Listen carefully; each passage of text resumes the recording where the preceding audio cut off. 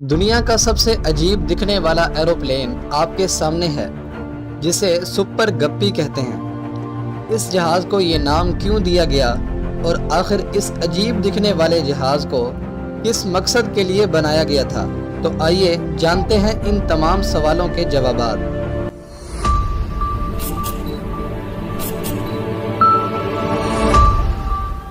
फैक्ट्सर की वीडियोस में एक बार फिर से खुशामदीद। 1960 की दिहाई में जब नासा अपने अपोलो मिशन में मसरूफ़ था, नासा ने मिशन के लिए रॉकेट लॉन्चर और स्पेस शटल भी तैयार कर ली थी। मगर अब परेशानी ये थी कि जिस लोकेशन से इस रॉकेट को लॉन्च किया जाना था, उस जगह तक क्रेन के ज़रिए स्पेस शटल ले जाते पूरे 4 हफ्ते लग जाने थे। दरअसल उस वक्त स्पेस शटल कैलिफोर्निया में मौजूद थी और इसे फ्लोरिडा से लॉन्च किया जाना था।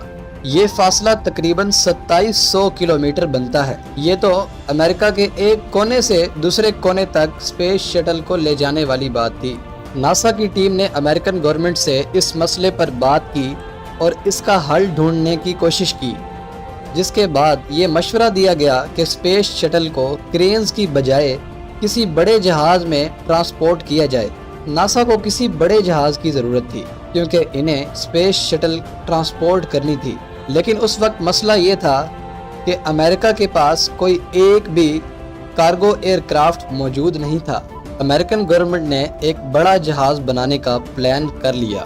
इस जहाज़ का डिज़ाइन ओल्ड एयरक्राफ्ट्स का मिक्सचर बनाया गया था, जिसमें विंग्स कॉकपिट के, टेल स्ट्रैटोक्रूज़र 377 की, गियर बोइंग 707 के, इंजन लॉकहेड P3 का और घूमते पंखे C-130 के लगाए गए थे। 1962 में सुपर गप्पी एयरक्राफ्ट को बना लिया गया, जिसकी मदद से कैलिफोर्निया से फ्लोरिडा का ये सफ़र सिर्फ 18 घंटों में तय हो गया। इस जहाज़ की लंबाई बोइंग 377 से भी 16 फुट ज़्यादा थी। इस किस्म के जहाज़ का ये पहला वर्जन था। 1965 में एरोस्पेस लाइंस ने इसी जहाज़ का दूसरा वर्जन पेश किया, जिसकी लंबाई तकरीबन पिछले एयरक्राफ्ट से भी 14 फुट ज़्यादा थी, यानी तकरीबन 5 मंजिला इमारत की लंबाई के बराबर। सुपर गप्पी 50 फुट की लेंथ के साथ साथ 25 फुट का डायामीटर भी रखता था, जिसकी वजह से किसी भी एरोप्लेन या फिर स्पेस शटल को ट्रांसपोर्ट करना इंतहाई आसान हो गया।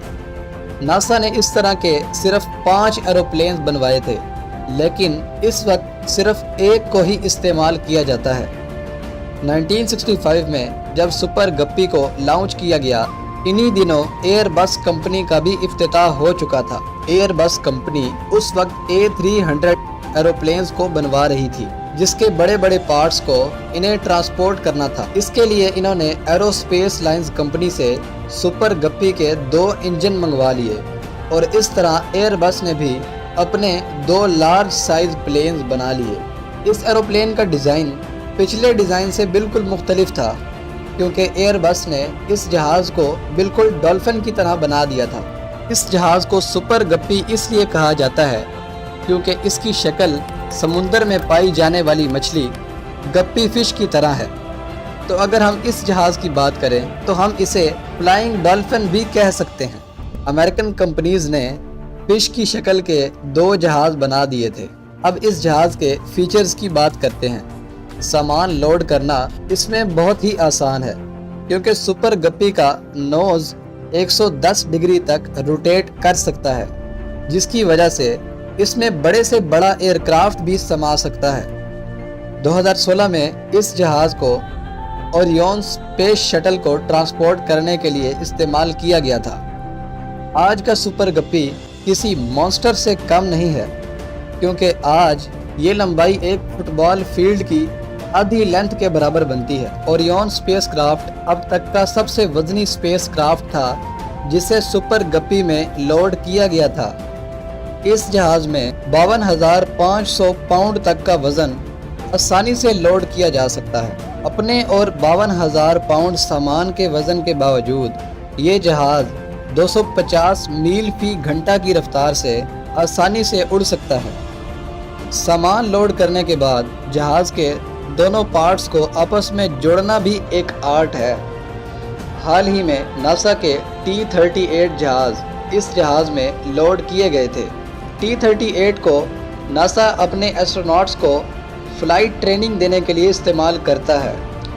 इतना ज़्यादा वज़न उठाने के लिए सुपर गप्पी में 4 प्रोपेलर इंजन्स लगाए गए हैं। हर इंजन 4757 हॉर्स पावर का है। अगर बात करें पायलट्स की तो इसे उड़ाने के लिए 6 से 7 पायलट जहाज़ में मौजूद होते हैं। जहाज़ की उड़ान पूरी तरह से इसमें मौजूद वज़न के ऊपर डिपेंड कर रही होती है, लेकिन फिर भी सुपर गप्पी सिर्फ 1 मिनट में 1500 फुट की ऊंचाई तक चला जाता है। नासा ने पहले भी इस तरह के बहुत से जहाज़ ट्रांसपोर्टेशन के लिए यूज़ किए हैं, जैसा कि एक मॉडिफाइड 747 को शटल कैरियर के तौर पर इस्तेमाल किया गया था।